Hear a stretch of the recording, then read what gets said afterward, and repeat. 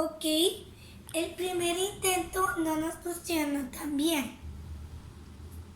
Es como masita, solo que no masita. En el primer ingrediente usamos como este papel higiénico para baños, un poco de esta pastita, jabón para lavar trastes y shaving cream. Y en el otro slime, en el otro intento, vamos a hacer todo esto. Como ven, solo está la pasta de esta, como pica un poquito. Y ahora le vamos a echar un poco de sal.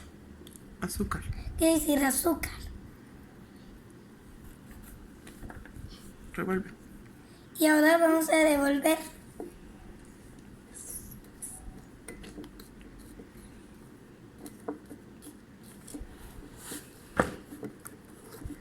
Más azúcar.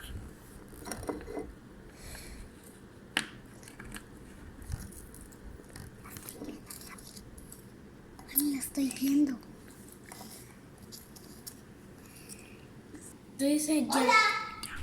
¿Ya? Ok. Le estamos echando más papel para que quede como durito. Para que se vaya formando el slime. Y hemos intentado casi con todos estos ingredientes. O podrían decir con todos.